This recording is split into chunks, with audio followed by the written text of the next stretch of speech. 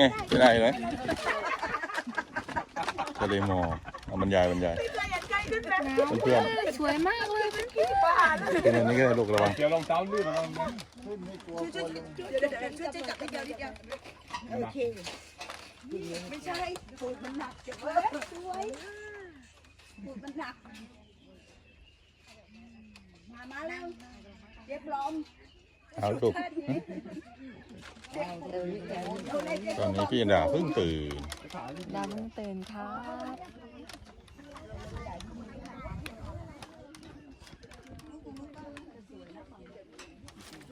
ไม่ง่ายฝั่งนี้มันไม่มีแสงมันไม่มีวิวกินได้ไหมขายให้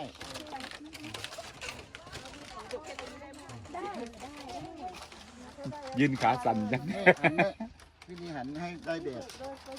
ให้ได้แบบแบบหันเยอะไปให้พี่สุไปก่อนก็ได้นี่วันนี้มาปูจังเลยวะโอ้แต่ว่าน่ากลัวอย่างถ้ากลัวก็ลงเลยน่ากลัวถ้าไม่เดินก็ลงเลยมันน่าจะง่ายกว่าพระที่มันขึ้นฝั่งนี้พี่ไม่ได้พี่ต้องไปลงติ๊กต๊อกเขาเพิ่งฝั่งนี้ฝั่งตอนออกขึ้นฝั่งนี้ไงต้องตกฝั่งนี้พี่ระหว่างนั้นเราถ่ายตรงนี้ก่อนหลังลงใช่เลยหลังลงก็หลังลงแล้วเอาขานี่ไว้นี่พระทิศขึ้นทิศตะวันออกไงเราต้องจัดตลาดก่อนเดี๋ยวต้องเอาหลังสู่ยาวหน้ามันหงายพลิกนั่นแหละเอาขานี่เกี่ยวว่านี่ได้แล้วอยู่ข้าวยังโอเคเอาขาดิยันก่อนได้แล้วไม่เป็นไรอันนี้มันชัดเลยว่าเหรอว่าทุกทีนะไปไหมดูสู้ออกเร็วจะปีนไปดูทะเลหมอกตอนนี้ดูพี่เยอะมากเวลาจับพี่นา6 โมงเช้า 53 นาทีแต่ว่าทะเลหมอกเยอะมากทะเลหมอกอยู่รอบตัวเรา360 องศาดูกันเดี๋ยวป้ามาเดินปิดตูดเลยเป็นทะเลหมอกเจ้ามันถ่ายไหมอย่าคิดว่าผอมตายนะจุ๋มถ้าคิดว่าพี่จะผอมตายจะอ้วนที่ไม่ตายแล้วไงอ้อมระวังนะระวังนะ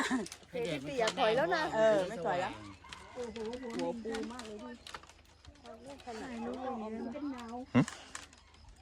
เอาครับโทรศัพท์พี่ดูเอาโทรศัพท์ไปก่อนครับปลิวหนูลมพัดหนูเป็นหนาวพี่นายยืนข้างปลาทำไมถ่ายปลาทำไมเอาใหม่ตั้งแต่เจ้ามาถ่ายคลิปไงเครื่องโทรศัพท์ปลาเครื่องไหนดำอยู่ในเต็นท์เอาไปทำอะไรไปกินข้าวกันดิปะปล่อยจะนอนนี่ก็ได้ไม่ตื่นไม่ใช่เหรอไม่ตื่นก็ต้องปลุกมันอยู่ไกลแล้วเดินกิ้งตกภูเขาไปกลับบ้านแล้วถือว่ามีนี่บรรยากาศตอนเช้าเต็นท์ที่เรานอนพี่ยันดาตื่นแล้วเมื่อเช้าได้ดูดาวไหมป้าปลุกมาดูอยู่แล้วพี่นาตื่นจำได้เปล่าออกมาเห็นดาวเต็มเลยจำไม่ได้อะไรจำไม่ได้จำไม่ได้อะว่าป่ายฟ้าปลุกใช่ไหมแล้วพี่นาไม่ตื่นตื่นใช่ตอนตีป้าตีหนึ่งเที่ยงคืนดาวเต็มเลยแล้วป้าได้ถ่ายรูปไหมจำไม่ได้ถ่ายไหนป้าขอดูหน่อยเน้นกล้องใหญ่ป้าไปไหนทำอะไร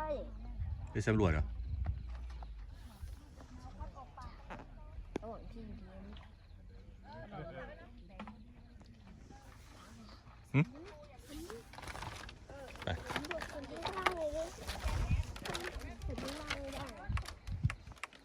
คือการที่ฟ้า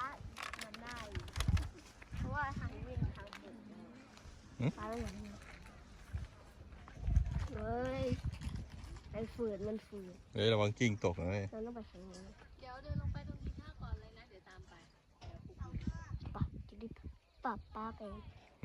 ส่วนม้าบอกว่าให้ไปรอตรงที่ทานข้าว จริงเหรอ ยิ่งป้าก็ไป อุ้ยป้าเกือบลื่น ไปทางไหนอะป้าเอาจริงไป ไปไหน อะไรนะ ไปไหน ไปทาง เรากินข้าวตรงนู้นนะเรากินข้าวตรงนู้นนะ ทางนู้น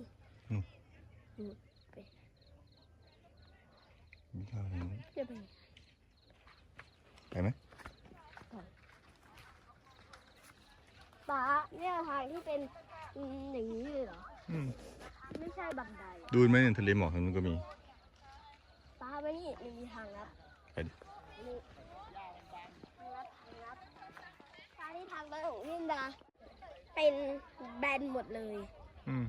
ป้ามาดูเร็วป้า ไป ขืดลงไป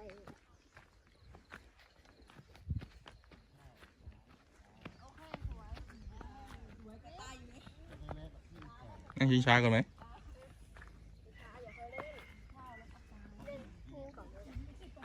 ไม่อยากดูทางลัดเด็กเหรอ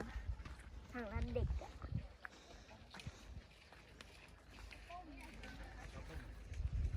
ต้มกาแฟ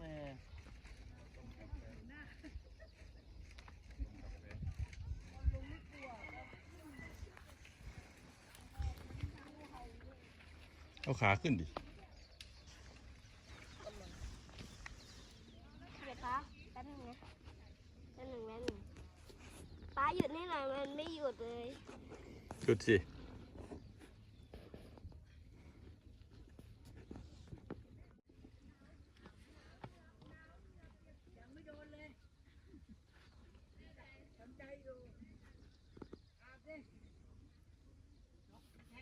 ใกล้หายแล้วป้า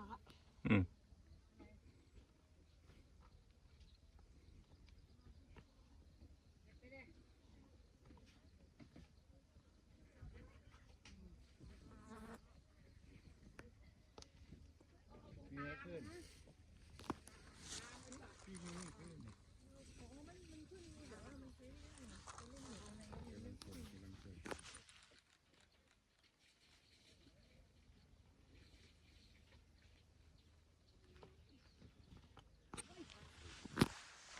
สนุกไหมลูก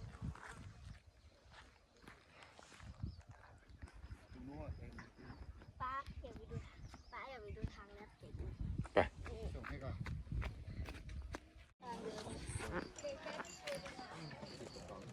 ลิงไปไหน ไปเฉย ไม่บอกไว้ก่อนไงว่า เดี๋ยวตั้งใจว่าจะได้กินกาแฟเลย ๆมีกาแฟนิดนะคะคือละ200 บาท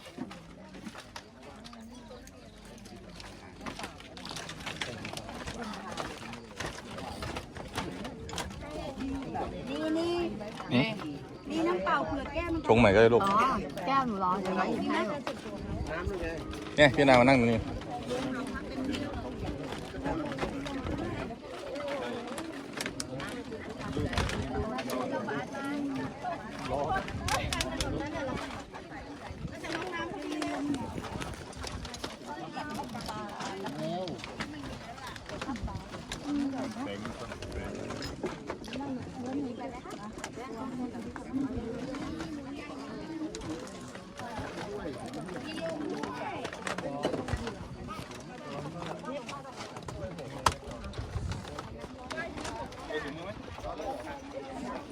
หนาวเปล่า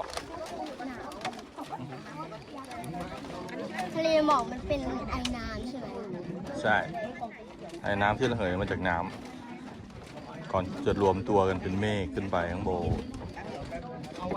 ไอ้ทะเลหมอกชี้ดิทางนู้นก็มีเหรอ พี่ลองไม่เอาอะไรมาดิ นี่ข้างหลังนี่เยอะกว่านี่เห็นเปล่า ลองเอาไม่เอาอะไร เพราะว่าในตรงนี้ไม่มีทะเลหมอก น่าจะลมพัดมั้งลูกเป็นช่องลม เ ถ้ามีลมมันจะไม่มีหมอก แล้วป้าทำไมตรงนู้นมีลม นี่เราอยู่สูงกว่าทะเลหมอกเลยเอาทิชชู่ ยัง หึอะไร เช็ดปาก อ๋อ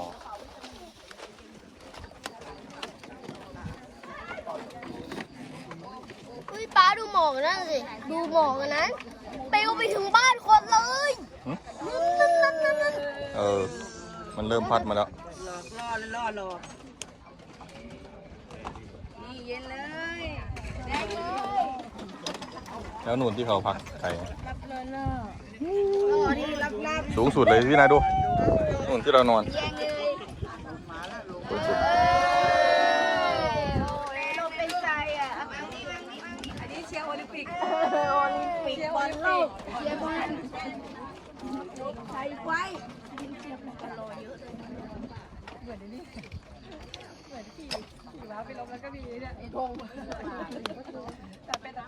เอาฝากข้อความถึงนาดาดิ นาดาถึงไม่ได้มานาดาไปบ้านสวน นาดาไปกลับไปเที่ยวลพบุรี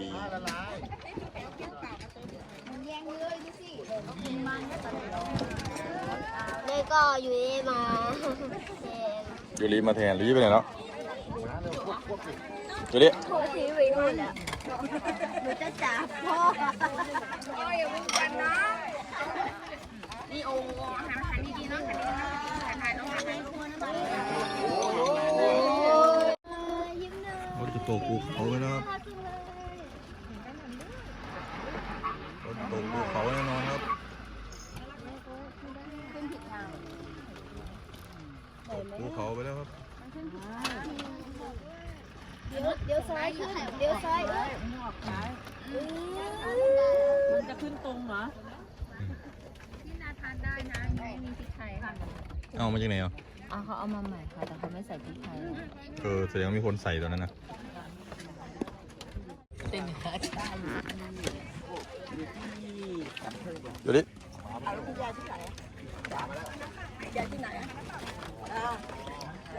ยูริ ก็กุญแจเอามาแล้วไง อยู่นี่นะเดียว ไม่ใช่เขา ใครจะทักแต่อะไรให้ยืนซุไม่มองเลย เอาก็มาให้เธอแล้วพาก็ไม่ก็มาให้พาก็เก็บไว้ที่บ้านนั่นแหละเป็นป้าว่าอยู่เลย อาลาถามหา แล้วบอกว่าอยู่ที่บ้านอยู่ตรงนั้นตรงนี้บ้านพี่ดีเขาครับบ้านสะอาดเอาดูได้ไปทานกับโอนจริง อยู่ในบ้านนั่นแหละเขาบอกว่าการขนุนน่ะโอเคแต่การไก่อ้วนน่ะไม่ค่อยเขาบอกว่ามัน ก็คนที่จะหายหนาวค่ะก็คนที่จะหายหนาวค่ะก็คนที่จะหายหนาวค่ะมาไม่ไหวแล้วก็คนนี้ก็จะหายหนาวนะคะก็เกาะสองคนนี้ก็หายหนาวค่ะเกาะสองคนนี้มาแล้วอยากจับหนูไปดึงแก้มหนูป้า แสดงว่าหายง่วงแล้วเนี่ยใช่ปะ อยากจะเอาหนูก่อนเลย หายง่วงแล้วสิเนี่ย ก็คนที่จะหายหนาวเห็นไงดูนะดูนะดูนะดูนะเดี๋ยวนะ สมัยนี่ห่างกัน2 ปี2 ปีหายง่วงยังโยกกับลูกหญิงหายง่วงแล้วเหรอ หายง่วงยังคะ ไปเก็บของกันปะ ไม่รู้สาย ยัง